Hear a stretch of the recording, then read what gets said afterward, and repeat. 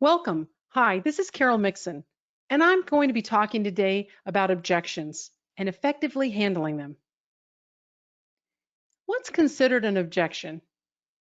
An objection is anything that a customer says or does that's an obstacle to making the sale. And in this top picture, you can see that these are storage containers and they're just a little different. They're different than the normal storage. And some people might be like, oh gosh, I'd rather have it different, regular storage property like the one below. But I have sold containers. I've been at container properties, solidly container properties like this. And it's you just sell what you have. And that's if you have some beautiful Taj Mahal, you can sell it. And if you've got this, where it's gravel type driveway. But again, it's probably going to be less expensive.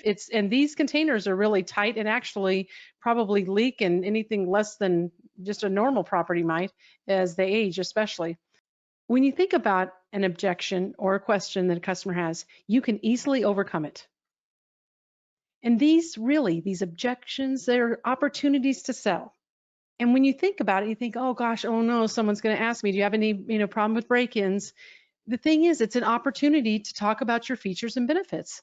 So think about that and don't just get nervous about it, but just say, you know what, I'm going to go on. Let me tell you what, no, we don't have a problem with this because we have individual alarms on every single door, or we have a camera system that we actually record it 24 hours a day. So those are the things that you tell them, and it gives you that opportunity and opening to sell the features and benefits. Customer questions. So these objections and questions, they are an integral part of any sale. So if the customer doesn't voice an objection or ask a question, you can be fairly certain that they may not be going to buy from you. They may just be getting prices. But it's those people that start asking questions, they're very interested in what you do. So those are a good sign that you're going to make the sale. Common storage objections. I'd really look at that mouse is like, I don't know what it's eating there, but it looks like it's really stuffed itself. It's crazy sometimes. I'm not sure. I remember him being so porky when I put that picture up there. So uh, let's talk about objections instead of the mouse. Okay. Well, let's start with the obvious price. That's probably one of the most common questions we have, especially in areas where they're expensive to live and the storage spaces are expensive too. Accessibility is another issue. Some people like it on a driveway. Some people want it air conditioned. Some people, it just depends if it's in a hallway, or some people like, oh, it's upstairs. Well, we do have an elevator, or, oh yeah, you have to put it all in an elevator and schlep it up somewhere. Yes, these are all things, but they can be overcome. Security, the availability of spaces, rodents, obviously some customers are, they've heard something or they're concerned about it. The access hours are also an issue for some customers, depending on, how often they need to get in their space. And some people say, hey, can I get in there 24 hours to get my RV? Because they feel like they're going to drop it off late or they're going to get to it early so they can get a good head start out. So those are the type of things that you need to overcome by answering those questions. Also, administrative fee, people don't like those. The late and lien fees, requiring insurance if you do that on their goods, whether you require to have your insurance or you actually make them have insurance on their goods, either way, customers don't like it. They're like, oh, there's nothing in it. Well, you're gonna pay $150 a month for nothing. And also, again, back to that location of the space. Again, upstairs, hallway, elevator. Remember to listen and not interrupt the customer.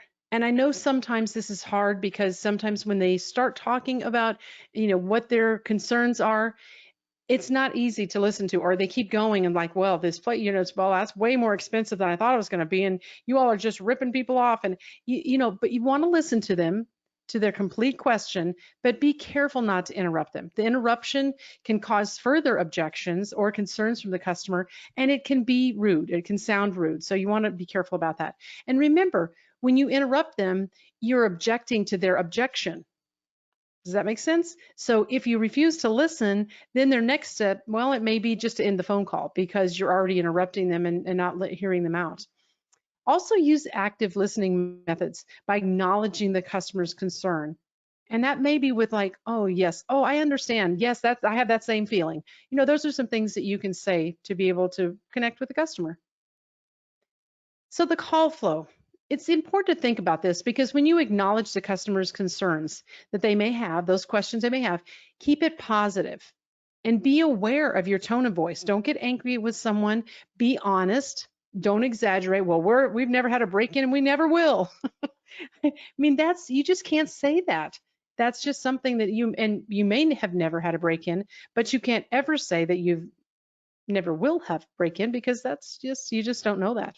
And I've had some managers that have said that over years, and when they have, we've had some like doozy of a break-in where, there's 19 in one night. I'm like, oh, please don't ever say that again because it's like a bad luck thing. But don't avoid the question either. You want to get the head on and answer it, acknowledge it, be positive, and get through it. And with those features and benefits, just really easy to do. Common self-storage objections. So some of the most common things are the importance like of the customer, like, wow, that's expensive. And sometimes you don't hear anything after you say the price because they're thinking, did they just say $458 for an RV space? Yes, because people are buying tons of RV spaces. I really, you can hear, wow, really? I heard that just a couple days ago on a call. So I'm like, wow, that customer was surprised to hear the space was 450 something dollars. It was like $58, $59. It was a lot. People have brought up the pandemic and not being able to work as an objection. So well, I can't work and boy, the price, it's just, and I'm not working. And like, but if you have to store your stuff, you have to make it a choice. And do you want to store it at this place or that? They're going to store somewhere. And I'm going to say the difference of where they might in your market where they might rent or from you, it might only be a $10 difference. So I can think you could pretty easily sell an extra $10 at your store if you think about it with your features and benefits. So just asking just for the price, or in other cases, just the high prices being too high, offer options. I would love to see you give some options for that. And one of the things that I like to do is when training, especially like call center agents, I quote the size like the 531 for a 10 by 20 in New Jersey that I just recently heard. The customer asked, how much? And this kind of new girl, she said, wow, yeah, that's a lot, isn't it? That was the girl on the phone that was the call center person. And it makes you wonder if you really need the stuff, is what she said. That's the wrong response. That is not the right response. How you handle objection like that is I totally understand. Unfortunately, it is what storage spaces are going for in the area. We conduct regular rate surveys and we're within just a few dollars of each other. I can check out our store that's in about 10 miles from us. They may have some lower rates. That's another option if you have some other sister stores that are close to you. But don't be afraid to let the customer know that, for example, if you were in the San Francisco Bay Area and rates are expensive for everything. Another idea is to quote the second smaller size, suggesting a packing and stacking to utilize also the feet going up, the height of the ceilings. If people would actually stack and pack well, or I know my Hawaii stores, the stacking, the packing is amazing because it's just so expensive to rent a space there. You have to utilize the space up as well as just the floor space. Practice handling objections. It's interesting because anything you really want to get good at, you really do need to practice it. So to get better at it, get in there. Practice the questions, the common questions you think that you hear from customers, or maybe write some down as they're calling. And then think about it, when you've got like 5 or 6 of them going, maybe write out, your answer, and then sort of see if you can consolidate that, make it something a little smaller, and get used to saying it and practice saying it. So even the best at a task or a job or hobby or sport, in anything like that, you've got to practice. And that's the same with objections. So I hope you had some fun listening to this, and happy renting. And again, if you want to get a hold of me, I'm Carol Mixon, and you can reach me at info@skillcheck.com or by calling 800-374-7545. And happy renting then. Bye.